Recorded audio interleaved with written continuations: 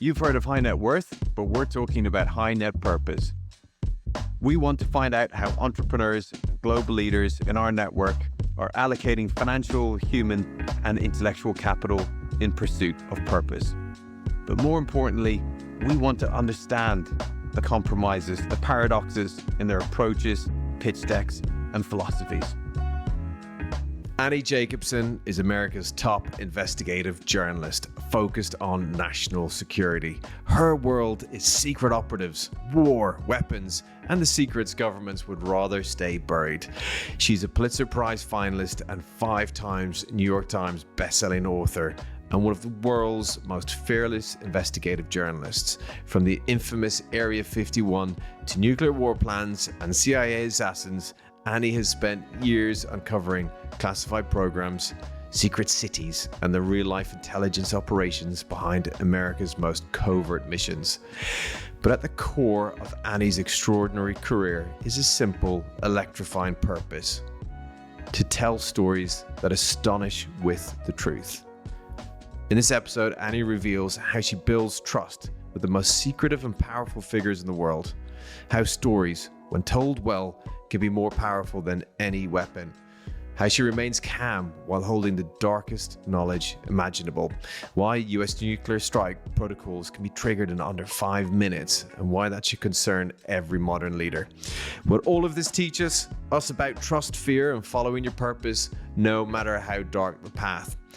You'll also notice her calmness and voice belays a very personal story of never giving up. So if you want to learn more on the art of storytelling, persistence, and the dark arts of decoding power in plain sight, this is the episode for you. This is the Annie Jacobsen episode. Annie Jacobsen, welcome to High Net Purpose. I have to say, I've been pretty apprehensive about this one, because when I listened to, like, on the flight over here, I was listening to the audiobooks on Area 51, etc., and you've got this lovely tone of voice as you talk through stories of espionage, secret cities, war of worlds, and Operation Crossroads. So it's to be sat opposite you to go through this is in some ways a bit terrifying. But having got to know you a bit earlier this year and the human side of you, I'm really excited to have the chat. So thank you for the time in the Hollywood Hills to meet us. Thrilled to be here. Okay, so we usually start with the key question of, do you have an articulation of your purpose? Aha. When I think about the word purpose, I think 2 things come to mind. First of all, it's like incredibly important to have a purpose. It's like having a target, to borrow a military metaphor, or a sportsman metaphor. It also has to be balanced with what actually happens, something I call fate and circumstance, which I write about in all my books. So my purpose is, and has been since I was a little girl, to tell you a story that will astonish you. To write another book that you will finish reading and turn to the person next to you and say, you must read this book. And so when you were younger, you just liked to find interesting stuff to make people be astonished by, or what was it? Well, I always knew that I would be a writer. I just knew that. And I wanted that so tremendously badly. I went to boarding school age 15 with a typewriter. That's how old I am. Determined to be a writer. Now, how that actually pans out and how you get where you are is a different story. And that's why I think you have to balance this idea of purpose, goal, target, I must, willpower, with what actually happens. And so maybe the perception is that, oh, Annie was always destined to become a national security reporter and write these terrifying books about the CIA, about the Pentagon, about war and weapons.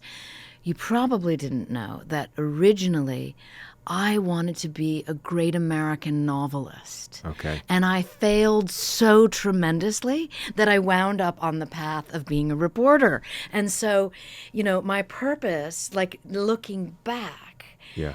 It's clear that, to me, that you want to balance that idea of what you think is going to happen with a little teeny pivot toward the specifics of what actually unfolds. So what unfolded? How did you end up becoming the master chronicler of government secrets? Short version of Yeah. it is I was 34 years old. So, consider having written for 19, 20 years at that Yeah. point. When I was 34 years old, I had made a grand total of $0 writing. Okay. Zero. I mean, I had written almost every day of my life through that whole period, was schooled by the masters. And yet I couldn't make a cent. No one was interested in what I was writing. And I went to a mentor. Her name was Keith Rogers. She's since passed. But I went to her and I said, maybe I should just give this up and, become an attorney or something. And she said, that's not the problem. And I said, I was waiting. And she said, stop making shit up, Annie. It's the truth that matters. Go be a reporter. And it was just like the wax came out of my ears. And I went and became a reporter. I started on the bottom rung.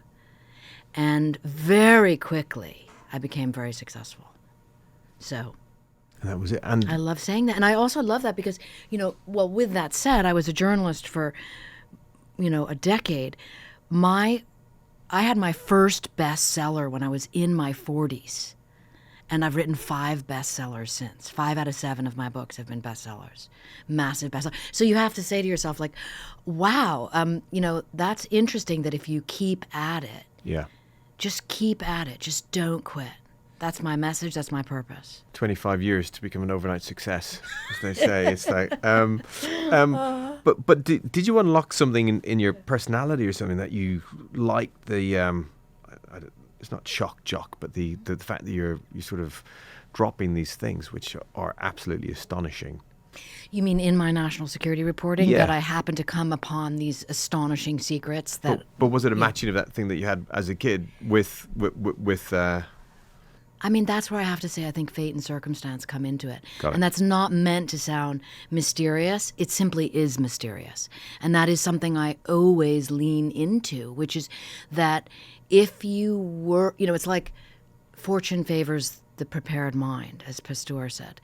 If you just love something deeply and you stick with it, opportunities happen. They do. That's my experience. And I really know that to be true, and it's important to me to be able to share that because I believe it to my core. So you spoke, we spoke before as well about how you've got this interest in alpha people, and you do talk to some pretty interesting people, in one of them where you talk to the secret assassins. Was that Operation Paperclip? And it's sort of, so how have you found your way into that? Yeah. I mean, I suppose when we say alpha people, I think about that in terms of sort of evolution and behavior. Many of the people that I interview are old men in their 80s and 90s who survived these situations that most people around them died. And so I say alpha, meaning why is that? And that's like an exploration of story that is incredibly important and interesting to me. And that's just like if you can reverse engineer their story, if someone's still alive, then they're pretty alpha. But in dealing with these people, there seems to be this interest in them and how they think and what they did. Yes, and that, I mean, okay, so do you want to talk specifics? Well, yeah. Well, okay. maybe if we go to the story of Billy Waugh. Billy Waugh, Yeah. A lot of these people are very difficult to access, right? So Billy Waugh is he died last year, 2 years ago, and he was the CIA's longest serving operator, which is a euphemism some might say for an assassin. You know, it's not all he did, but he certainly did that. This was back in the days before the Church Commission. So he served, you know, starting with presidents under Eisenhower. But he was on operations until he was in his 80s. And as I write in one of my books called Surprise, Kill, Vanish, I was actually with Billy in Cuba, in Havana, only to figure out later we were actually almost certainly on a CIA mission in which I was the patsy because I was the, you know, author writing the book. What? I mean, we were a guest of Che Guevara's son, Ernesto, which was such an odd component given the fact that the CIA killed Che Guevara. Those are Billy's teammates. And so, you know, you begin to, when you work in this world, you begin to realize that it's a wilderness of mirrors. That's a phrase from the CIA. And it's also very interesting and complex, but at its core are people. And so you learn about these operations in the historical setting. Mm-hmm. And then you spend time with the actual people, and they're just, who are difficult to get to. That's its own story of how I wind up getting to them. But once you're there, it's just a matter of like, you know, human interaction, and it becomes extremely interesting to someone like me because basically at the end of the day, we're all just a person. Like, you know, I've been in operations or situations where people start bleeding, you know, like something happens to them and they get hurt and they're bleeding, and you realize, like, I mean, once it was said to me, like, we all bleed the same color. But when you're in Havana, it wasn't like he was there to, you know, secretly poison someone at the dinner. Was he gathering intelligence? Well, Billy and I had just come back from Vietnam. I like to travel with sources because it opens them up a lot, maybe going back to places where the action happened decades earlier, allows a sort of freedom of thought and memory. And so Billy and I had just come back from Hanoi, and he gets a phone call, as he was always getting a phone call from General so-and-so or Colonel so-and-so or so-and-so, so-and-so. And he says to me, well, Annie, I've been invited. You want to come to Cuba? I said, of course, Billy, I want to come to Cuba. What's happening? And he said, well, a bunch of guys want to see me halo jump. So, and this is Billy at 87 and a half years old. Do you know what halo jumping is? No. Okay, so halo, everything's an acronym in this world. Okay. Halo stands for high altitude, low opening. No. So you jump out of an aircraft and you do not pull your ripcord. You actually fall terminal velocity fast all the way down through tens of thousands of feet of air to about 1,000 feet above the deck. At the earth, at which point you pull your ripcord and you make a very sort of abrupt landing. And the point of that is it's an infiltration technique. Yeah. Okay. So you can't be seen. So you can't be seen by radar. Okay. And he did that. So he did this. He was doing this in Cuba because, air quotes, that's what people want. Some of the guys down there wanted to see that. Wow. Che's son among them. But Billy happened to have been the very first person to have trained all the guys in Vietnam to do this halo jump. Now it's a completely common, you know, act. Yeah. But Billy is famous for many things, among which the first halo jumps into the war theater. What was the trip to Vietnam about?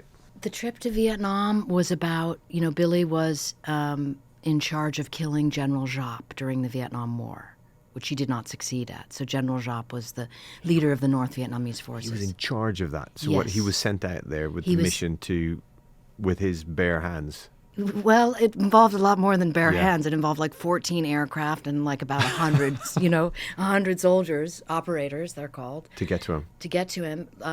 Giap was going to be in Laos at this base along the Ho Chi Minh Trail. And Billy was in charge of, you know, the operation. And so, and they failed. And like, I write about it in the book. I mean, you know, it was just a disaster. I mean, it was a complete disaster. Giap wasn't killed. Many of Billy's men were. So when we went back to Hanoi, the plan was to meet General Giap's commander. It was a guy called Colonel Zhong. And Colonel Zhong was 92. Billy was 87 and a half. And we met in General Giap's garden to discuss what had happened on that operation. So it was like two enemies, former enemies, meeting as friends. It was a remarkable experience. I write about it in the book. And they were able to communicate with each other and through a translator or something. Yeah. But they were two humans. Two humans. Rather than, and the past, they talked about it. And yeah, they were supposed to kill one another. And here they were alive. And what the discussion ended up being, which was profoundly interesting to me, was how many of their colleagues died. And they were still alive. And the conversation went in a number of directions. Among the most interesting was that Billy revealed in that moment that he actually was on a small team that was supposed to use an atomic weapon against Vietnam. And this is like completely not known by a lot of people and totally verifiable.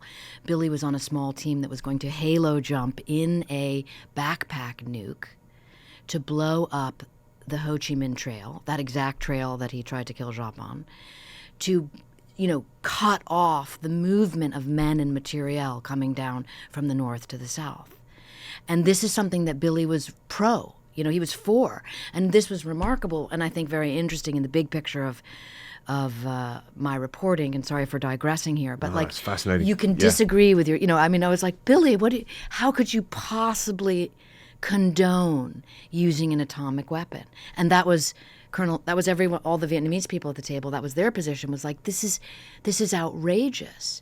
And so it was interesting, and it taught me, like, okay, some people are really good at things. Like Billy's really good at being an operator, but you do not want him in charge of policy. Oh my goodness. Okay. All right. Well, we'll get to that maybe a bit later.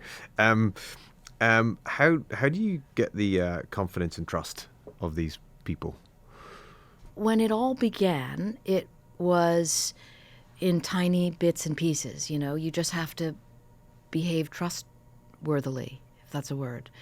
And then over time, I think what ends up happening is you garner a reputation. That's a loaded word, but you garner like, for example, when I was reporting nuclear war scenario, my most recent book, I learned an astonishing fact about our ICBMs not having enough range to target North Korea without overflying Russia, which could trigger nuclear World War III. And I had drilled down on this with multiple sources. I knew it to be true, but I knew I had to get like an ultimate source, or else that reporting would always come into question when I did any interview. So I went to Leon Panetta, who was, in addition to being a former Secretary of Defense, was a former director of the CIA. And before that, he was Clinton's White House Chief of Staff. So Panetta is like a huge figure in the national security world. I had never spoken to him before. I reached out to him asking for an interview. And then when we actually spoke, I said, as I always say, would you like me to tell you a little bit about me and my work? And he said, I've read your books. Okay. So that's what I meant by reputation. Now that's me 7 books later. Wow. But just on that point, because it's it is a pretty big point. So this is the scenario where North Korea has sent off intercontinental ballistic missile at the US. And when the US retaliates, it's all taking place between a 72-minute window from the first off to nuclear winter. But if the US then fires back, it goes over Russia, and they don't have the communication there for the Russians to know that they're not being attacked, that they're trying to hit North Korea, which would cause the Russians to then fire at the US. Have they resolved that small point since you brought it up? Well, they haven't resolved the small point because it's a technical issue. So you mentioned a very interesting word, which is communications, right? Yeah. So technically, the ICBMs, the intercontinental ballistic missiles that could end the world and take just 30 minutes approximately to get from one continent to the next. The U.S. ICBMs, of which there are 400 buried in silos across the Midwest, do not have enough range to get to North Korea without flying geographically over Russia. That is just simply a fact. It is the way the Earth is, and the way the ICBMs move over the North Pole. And so technically they have to fly over Russia. Now, communication-wise, yes, if in that exact moment after launch occurs, the president was able to speak to Russia or before and say, these ICBMs that you think, that actually are flying over your territory, we promise they're not going to target your territory. You'd have no way of knowing that. Yeah. They're just going to keep flying and continue on to North Korea. Well, that's a pretty big leap of faith, given the animosity, certainly at the present moment, Yeah. between America and Russia. But that's, so, communication is a different thing than technical specifics, but it's a big problem. So going back to the purpose, is part of the purpose of what you're doing is making people aware that passivity is not an option around where we are in terms of the nuclear position at the moment. That Interesting. if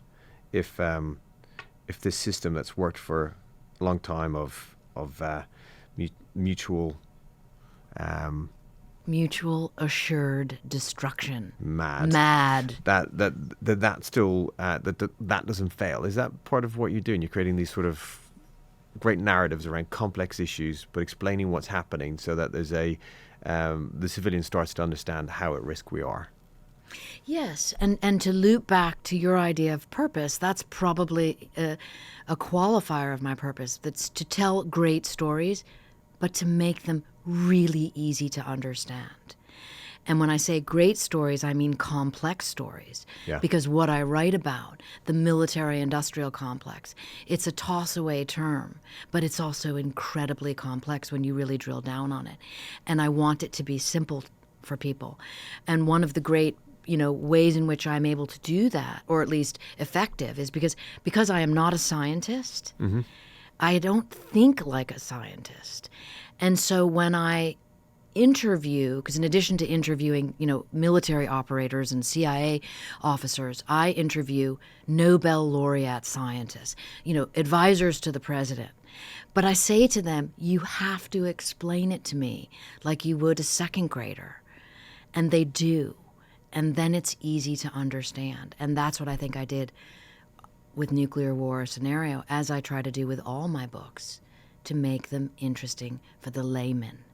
So on the point of complexity, when it comes to this system that exists around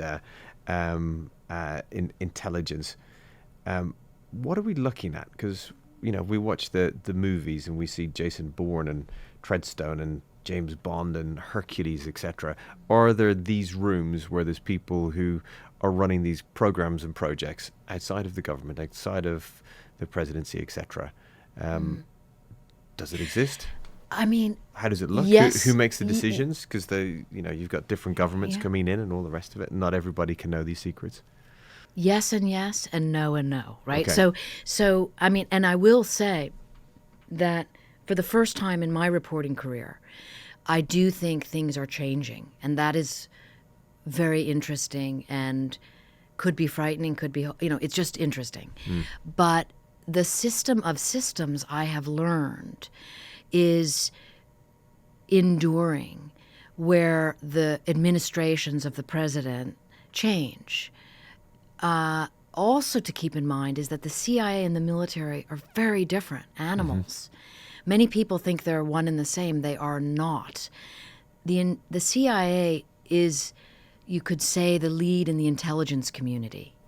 And of course, another thing people don't realize is there are 18 intelligence communities. 18 intelligence agencies. The CIA is only one of them. We could just do another Yeah. 5 hours on that. But so Yeah. you have this one lane of the intelligence community, Yep. which is literally like it sounds, information based. And then you have the military, which is Defense Department based, and they behave differently. They work together, allegedly, but they also don't work together specifically. And that's what I think becomes really interesting in the books I write, when you see how that drama unfolds, the drama between the intelligence community, between the CIA and the Pentagon, the specificity of who's fighting who and why, who's trying to keep what secret from the other guy and why. And then adding into all of that, I will say, Yep. is that inside of the CIA, so just how I just said, well, the CIA is intelligence, except for the fact that the CIA has a paramilitary unit. And I was one of the first authors, maybe the only, to write comprehensively about the CIA's paramilitary organization within the CIA, which behaves like the military, except a very important fact. It follows its own rules called Title 50, as opposed to Title 10. So they're like military laws of engagement, rules of engagement. CIA has none of those. And that's why it is often considered rogue, because their operations do not follow military rules. Okay. And they are at the behest of the president. And that is why Billy Waugh did what he did and was able to do what he was able to do, because he was not under the rubric of Title 10 military operations. So how decisions get made? Are there long-term programs that are always ongoing by people within this infrastructure, or does it change with new governments? And how do decisions get made? I mean, this is so specific. Yeah. Should I give you one example? Yeah. Okay, just while we're talking about Billy, I'll give you a direct example, which goes president, CIA director, operator like Billy. Yeah. Okay, so and I'm talking about a famous figure here, Bin Laden. Mm-hmm. But I'm talking about Bin Laden long before 9/11, Okay. a decade before 9/11, when the CIA was on to him when he was living in Sudan. And they put Billy Waugh on the case. Of course they did. Billy was always going after everybody important or that would be important. And, you know, the CIA knew Bin Laden was a terrorist and was going to end up doing something, against the United States. That was his stated goal. And so Billy tracked him down in Sudan in the 90s and came up with a plan to kill him. And there are two stories here, okay? So there's the story that Billy tells where he went, he had permission from the president, Clinton at the time, to kill bin Laden. And what he was going to do was throw a bunch of grenades, go like over bin Laden's fence, kill him and drag, and run off. It's a little more involved. It's in the book. But Clinton would have known about this, what was happening. Well, Clinton had to approve it. Yeah. Because Clinton was president, and you can't just go kill someone in a foreign country, believe it or not, even if you're the CIA, unless you have permission of the president. That is how Title 50 works. The president has to sign off on it. And so the story Billy tells is that he made this whole plan to kill bin Laden. His boss, Covert Black, very famous CIA guy, took it to Clinton. Clinton said, never. No, he may not do this, and never ask me anything like this again. That's the story that Billy tells. The story that Covert Black tells, because of course I had to fact check it with someone, is that's not what happened. I never took it to the president. So you have to decide, was Covert Black protecting the president? Because Clinton probably doesn't want to be known as the guy who didn't kill bin Laden. You see? Yeah. And so this is where it becomes very interesting to me in specifics, because you start to see, oh my God, these are like moments in time that essentially the future splits, different outcomes. But they're just basic human people like Billy, and then you get into the specifics of how he conducted his operation. The way he spied on bin Laden was disguised as an old man with a jogging craze. He literally ran around Khartoum in running shorts and Adidas sneakers, to be able to get close enough to bin Laden to spy on him and take pictures. And he had to carry a pipe so he could beat off bin Laden's dogs that would always come after him. These are the kind of details that you realize your Jason Bourne question. Yes and no. Okay, that clears it up for me. It is complex. And then in terms of the interest to have written Area 51, that was because the atomic nuclear development just was a continuum in what you looked at in terms of its danger and its ever-present. So I think that is a great loop back to the opening question you asked me about purpose, and how I said you kind of have plans for yourself, but then you have to pivot toward what actually happens. Yeah. And when I became a reporter, I was really reporting, like many people, short form, where you're I worked for the Los Angeles Times for a number of years. This is a very hard-working person's job.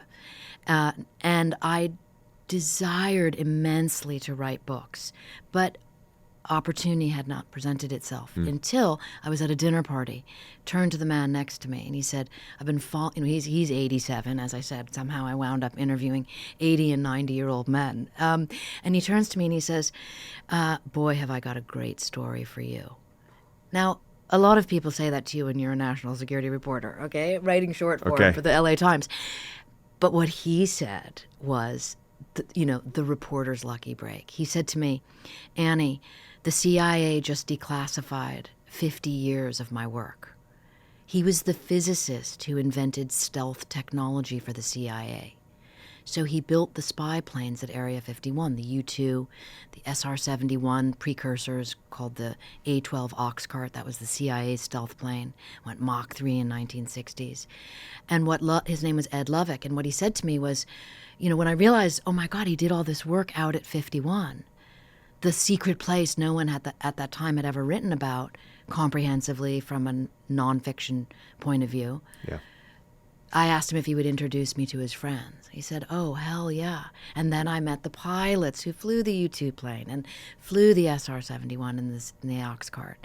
And then I met all the CIA people who worked out there at Area 51. And so that was, for me, a matter of fate and circumstance working in my favor. And as, the fortune favors the prepared mind. And you lean into it. But then totally leaned into it. But then the movement into nuclear war, the reason for that was yes. Is it because things were changing, or it was like, no, this is just a story that needs to be told? Well, so I think what ends up happening if you love your job as I do. Yeah. I mean, I love what I write about. It's a big, giant mystery. And just when I think I know something, maybe I know a little, a new mystery reveals itself. And so if you go back in time, for me, Area 51, my first book, when I was reporting that in 2009, I was just after the CIA story of the spy planes. But you always need a B story. You need a really good B story. And I realized, reporting that, wait a minute, Area 51 is in the Nevada desert, set inside the military base where America blew up nuclear weapons during the Cold War. Hence, atomic bombs suddenly became interesting to me. That was my B story. And the guys at 51, the CIA officers and the pilots and the engineers, said, oh, you should meet our friends.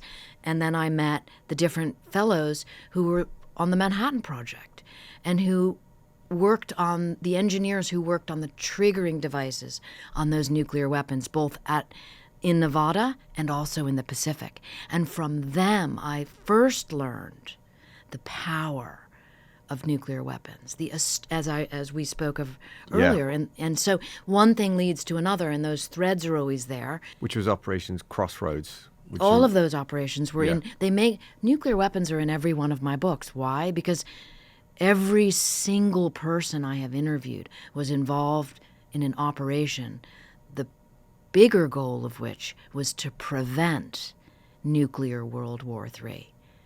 And what do you think the driver for some of these people to share so much? Is it because they worry that the project to stop this from happening could change?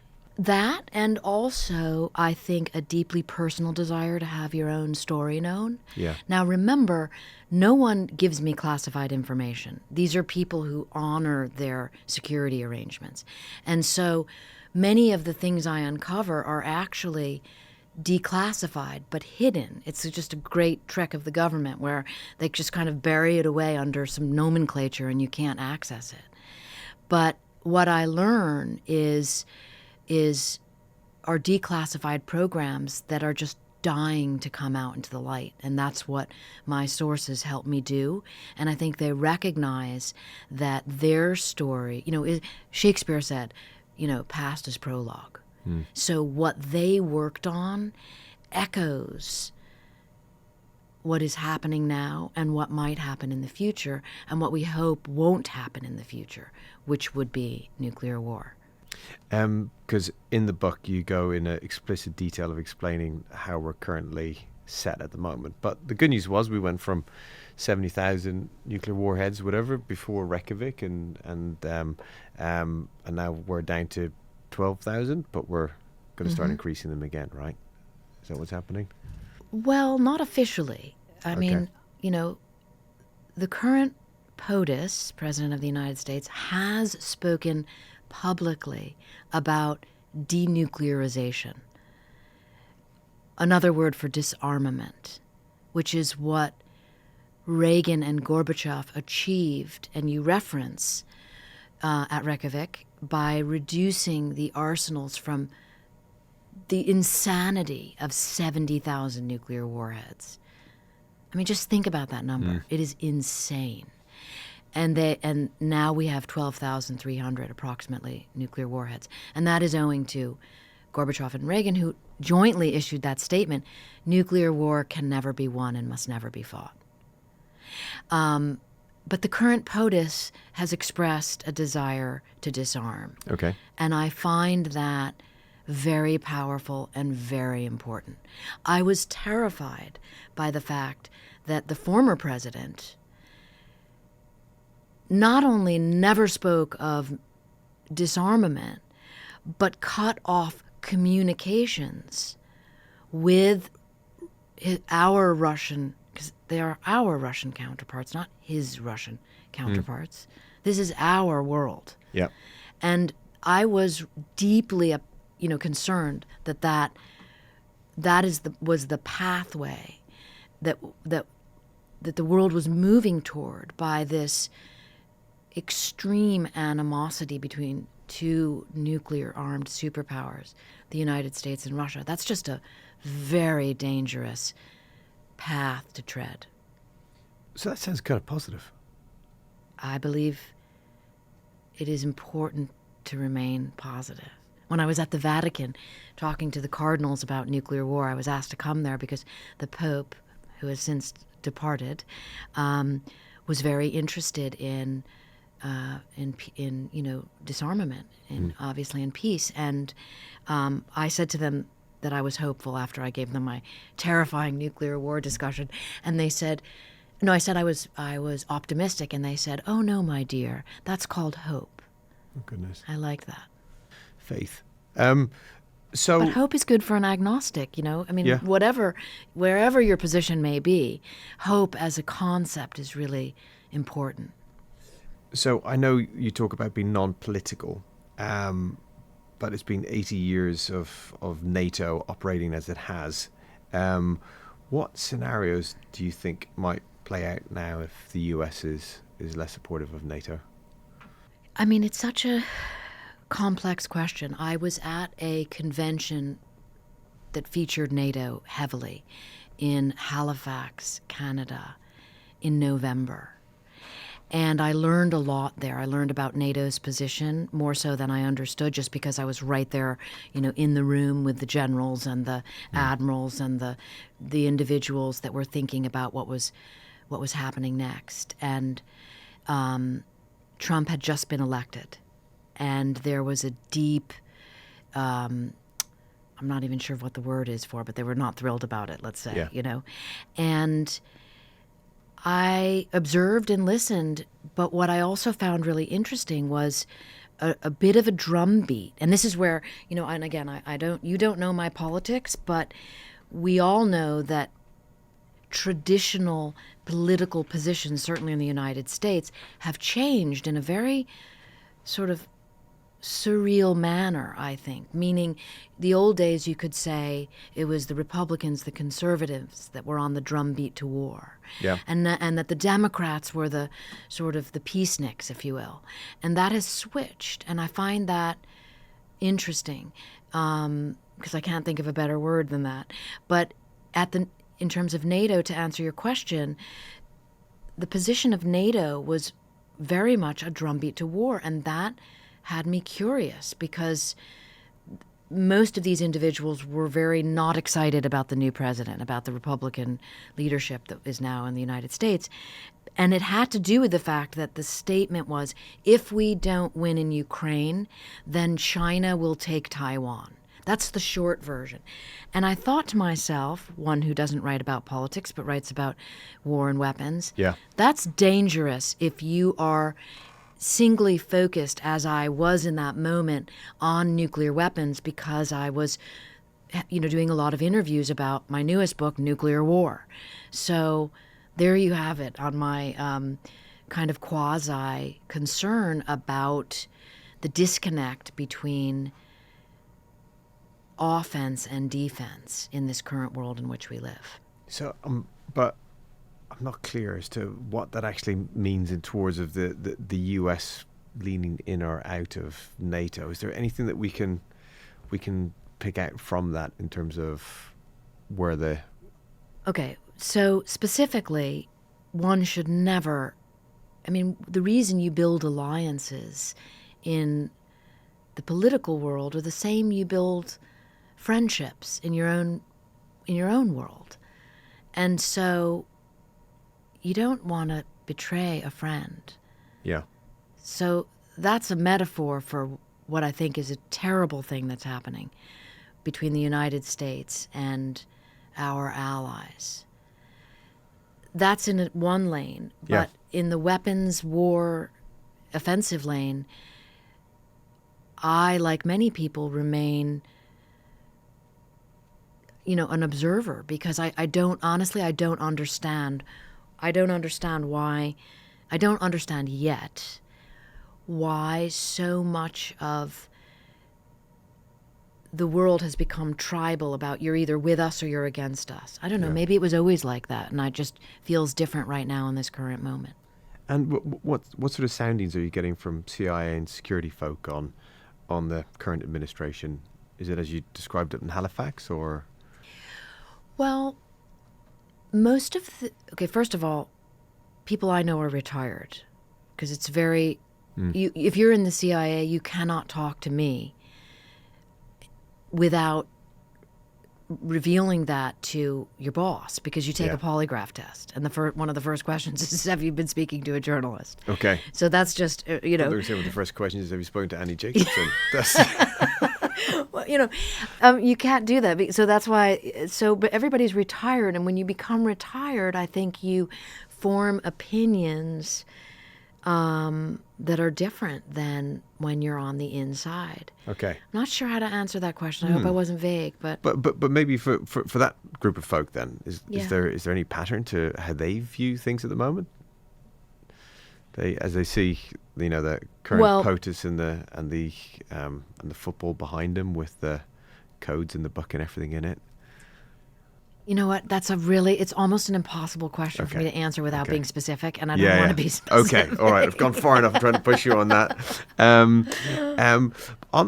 sort of related to that, how do you manage risk yourself? Is it something, because some of the stuff that you've written about as well, a lot of it falls into the world of, and I know you don't like the word conspiracy theorist because it stops people from being curious about stuff, but you've got that, plus you've got this sort of scary world out there in what you do. Yeah.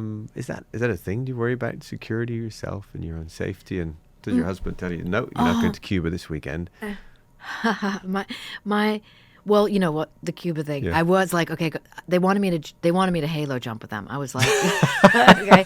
I was like, no, no. And then of course it was like, okay, so I'll tandem jump. No. And then, I'd seen the Good Shepherd. Remember the movie where they actually throw the woman in Cuba, they throw the woman out of the aircraft to get rid of her. Yeah. So I'm like, I made a joke about that. So they said, okay, well, you can go in the boat with the guys. That's what they said. So I was like, that sounds great. So there I am with my little notebook and my pen in the boat with the guys, which is actually the Cuban, military, a bunch of Cuban military.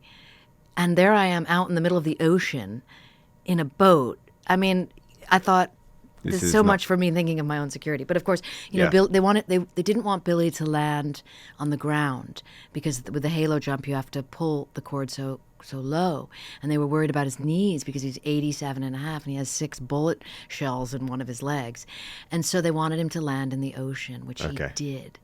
And it's just amazing. I have actually some video footage of this, and it all. But safety and security. I thought you were going to ask about risk, because we all have risks in our job, but I don't think of it as physical security. I think of it more when you were speaking about writing about conspiracies. I do have to take into consideration, with a grain of salt, except for a serious grain of salt, like what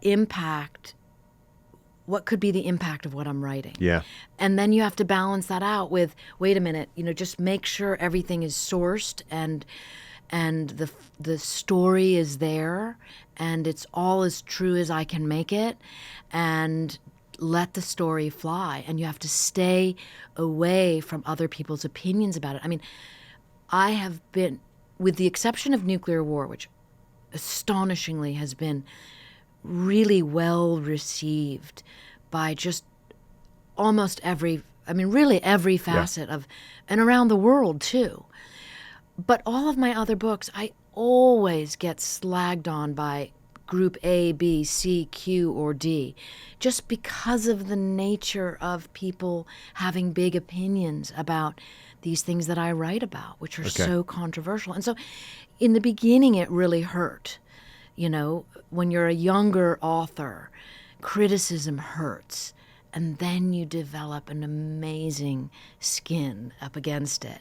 And it's beautiful. And then you can pass that on to the younger generation. So how did you do that? How did you build the skin? Was there a You have moment? to go through it. You have to go it? through it. I mean, I wrote Area 50. When I wrote Area 51, oh my God, the kinds of criticism, you know, I received in all of my books. And this is just the way it is.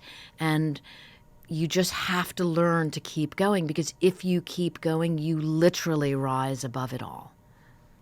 So I've asked you this question before, I know, when we were away a while ago, but the how do you remain as zen and relaxed as your demeanor seems to suggest when you spend your time, you know, reading through this pretty terrifying stuff?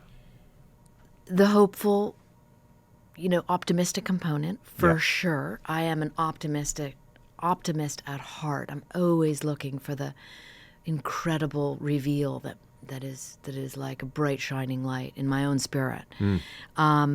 But on a practical level, that is because I'm so grateful to have the profound career that I have and to be able to write the books that I write. I also write television. And that this allows me to travel around the world with interesting people, for interesting people, to interesting people. I get invited to all kinds of places, the Vatican, the UN, skiing in, you know, the Alps to do a talk. And remember, as I told you earlier, there was a decades-long period of my life where I had no success. And so that I now realize was an incredible gift, because it makes me so grateful for what I have.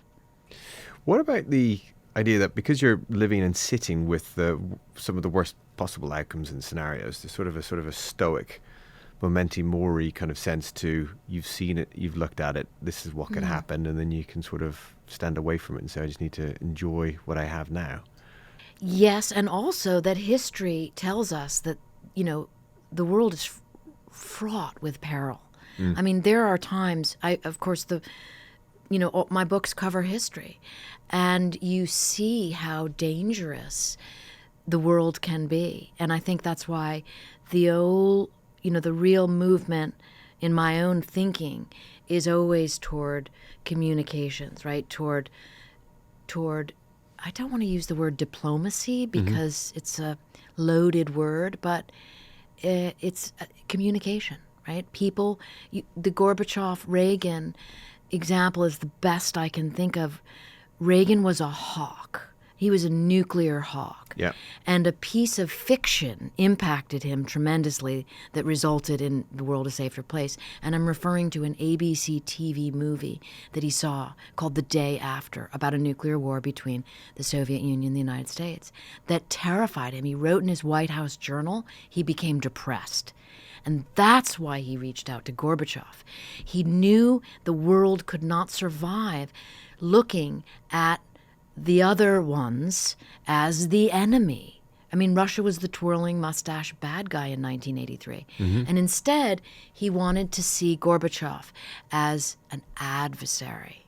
You can work with your adversaries. You don't need to kill them. And so that little piece of fiction, The Day After, impacted a president. So maybe I have the hope that something I write might impact someone in a similar fashion.